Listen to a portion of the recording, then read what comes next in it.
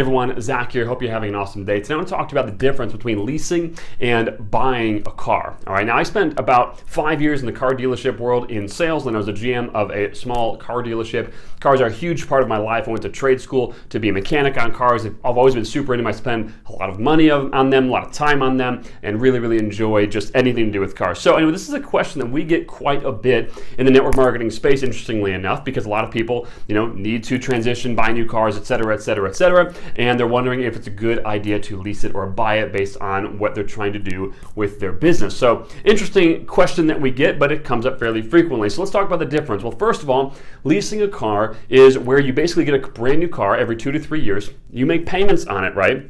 And then you give the car back when you're done. It's pretty nice in that perspective. Buying a car means that you are literally purchasing the car. It is now yours. You're financing it from the bank. If you're having to do it that way, you're financing it from the bank, but the car is yours now. Now, let's talk about the goods and the bads. The good of a lease is the fact that you get to give it back every 2 to 3 years. Most of the time, or I should say some of the time, maintenance and things like that are covered. And at the end of its life cycle with you, you give it back. You never have to see it again. You don't have to try to sell it or anything like that. That's the good. The bad is that you get literally zero money out of it. In fact, if you go over on your mileage, you're paying extra, probably 30 cents a mile for every mile that you go over. Now, depending on your financial situation, that could be a big deal or not a big deal. If you go 10,000 miles over in that situation, that could be $3,000. Some people, that's nothing. For some people, that could be a lot. That's the bad side of the lease. The other bad side of the lease is that you're literally taking the worst part of the car as far as value goes on when you lease it. So let's say I bought a $30,000 car. Okay, $30,000, actually that's kind of a, whatever, call it a $30,000 car. If I buy a $30,000 car, the second I drive it off the lot, it's probably worth $26,000 to $24,000, just right away, right after I drive it off the lot. If I keep it for a year, that car's probably worth right around the same, 24-ish, 23-ish. If you keep it for another year, it's probably worth like 18 grand. It's literally just getting crushed in value. Now, I am driving it brand new, but I'm driving it during the time when it's getting hammered in value. So I'm basically taking the worst part, the most depreciating part of the car on for those first couple years.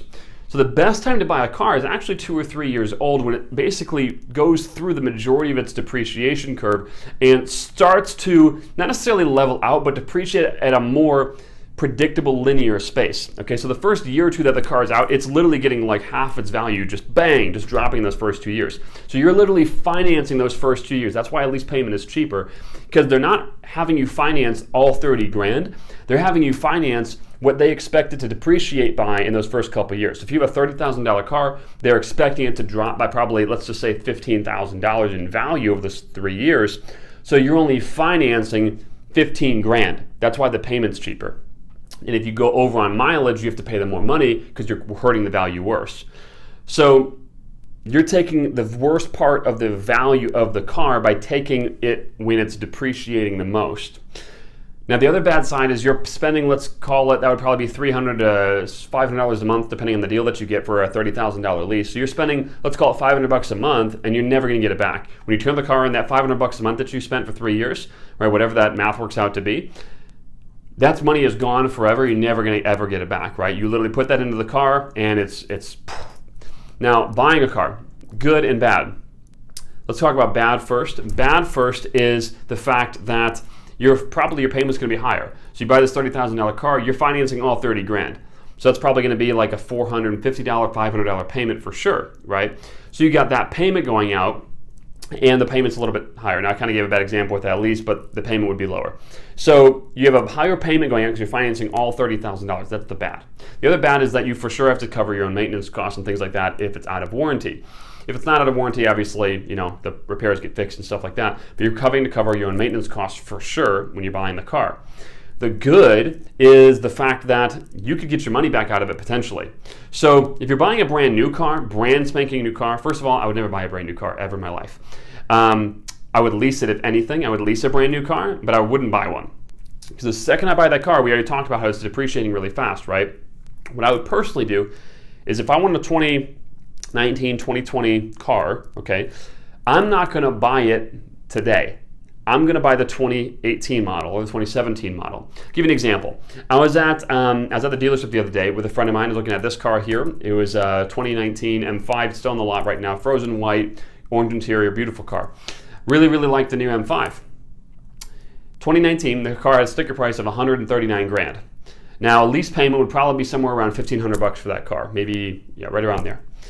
1,500 bucks. If I drove it off the lot that day, which I didn't, but if I drove it off the lot that day, let's say I purchased it, that thing would immediately drop in value, probably to like 120, maybe 110, maybe 100 grand, like immediately, just by taking it off the lot.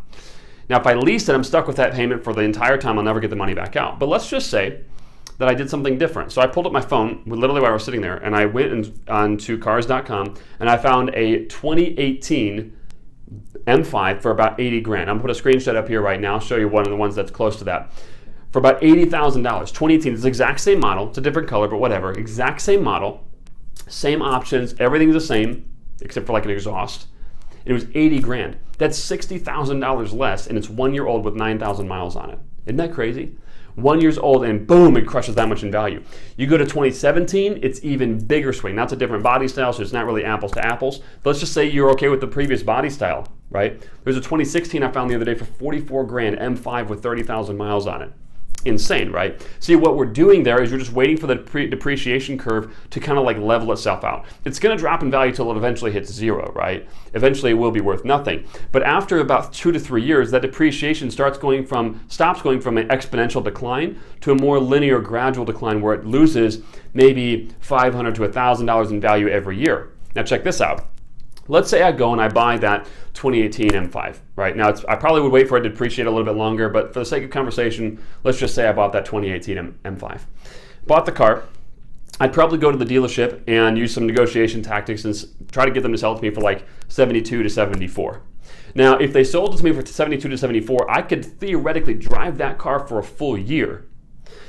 And in a year, I could sell it for, call it 75.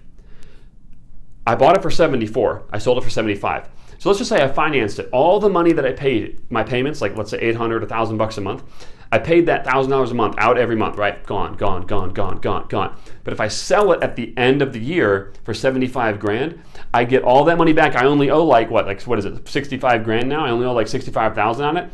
I sold it for 75. That means I take 10 back. So I sell it, I get 10 grand in extra, but that 10 grand basically replaces all the payments that I made over that year. So I literally drove that car essentially for free outside of gas and maintenance for the past year. So that's the way that I buy cars, okay? We buy them a couple of years old, wait till the depreciation, loses or goes to a more linear, gradual decrease, buy the car, drive it for a year or two, sell it, you get most of your money back out. Now, if you're making gobs and gobs of money, can you just lease a car? Absolutely, right? If you don't even care at all about whatever the lease payment is, then who cares? Lease the car and return it, and it doesn't matter. I personally am a little bit more, kind of a money crazy man. Like I don't like wasting it, right? I spent a lot of time being super broke, and I didn't really enjoy it. And God's blessed us here today, but that's not to say that we can't lose it all someday again, right?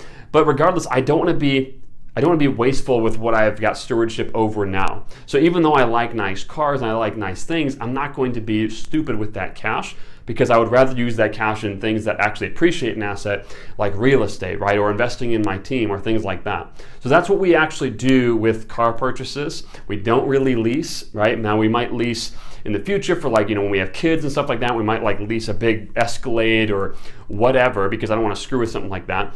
But for all the other stuff, we're buying them, we're turning them around, and we're getting rid of them. And then we can really drive whatever we want and still basically come out pretty unscathed and clean in them and not constantly go in the hole.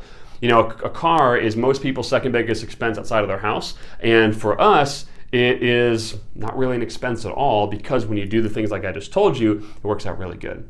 So anyway, if this is your first time at the channel, go ahead and browse around. We are network marketers. We teach people how to build network marketing businesses like a real business instead of stalking your friends and family, poaching people at gas stations, poaching people online, or any of that stupid stuff. We show you how to get the results of network marketing without doing the stupid, outdated stuff that typical network marketing requires. That's what we do here on this channel. This is obviously a little bit different because we get this question a fair amount from people in our team. So anyway, hopefully this helped you guys. If you found value in this, do me a favor, hit the like, comment, and subscribe button. Hit that little bell. Have notifications turn on when a new video is dropped. And with that, we'll see you all very soon. Talk to y'all later.